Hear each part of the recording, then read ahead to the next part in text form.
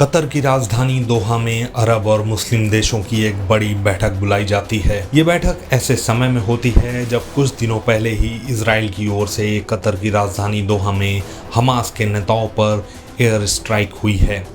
इस बैठक में इजरायली हमले को लेकर बातचीत होती है।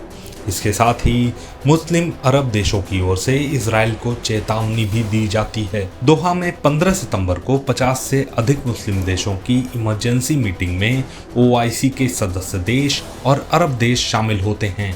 इस बैठक में सभी देशों से अपील की जाती है कि इजराइल के खिलाफ बड़े कदम उठाए जाएं। इसके साथ ही सभी मुस्लिम देश से कहा गया है कि वो इजराइल के साथ अपने रिश्तों पर एक बार फिर से गौर करें।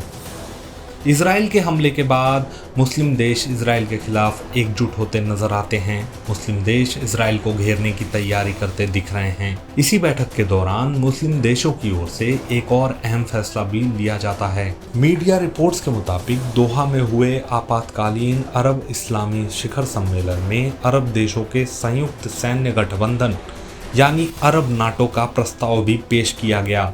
मीडिया रिपोर्ट्स के मुताबिक अरब नाटो के निर्माण की तैयारियां की जा रही हैं, लेकिन आखिर क्यों? अचानक मुस्लिम देश अरब नाटो बनाने की तैयारी क्यों कर रहे हैं और आखिर इसके पीछे की वजह क्या है? दरअसल मुस्लिम देशों को इजराइल के हमले का डर है। जिस तरह से इजराइल ने कतर में हमास के नेताओं को निशाना बनाते हुए एयर स्ट्राइक की, उसने मुस्लिम देशों को हिलाकर रख दिया है। ऐसा कहा जा सकता है कि मुस्लिम देश खौफ में हैं कि इजराइल उन्हें भी इसी तरह निशाना बना सकता है। ऐसे में इजराइल के हमले के डर में अरब नाटो बनाने की तैयारी हो रही है, जिसे इजराइल के डर के खिलाफ खड़ा किया जा रहा है।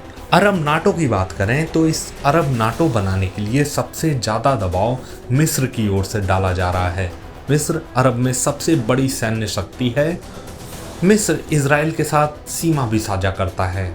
मिस्र के अमेरिका से भी अच्छे संबंध हैं। ऐसे में माना जा रहा है कि अगर अरब नाटो का निर्माण होता है तो इसका नेतृत्व मिस्र के हाथों में ही होगा। लेकिन ये साफ है कि अरब नाटो का निर्माण मुस्लिम देशों के लिए इजरायली हमले के खौफ के जवाब में किया जा रहा है, और शायद यही सच है।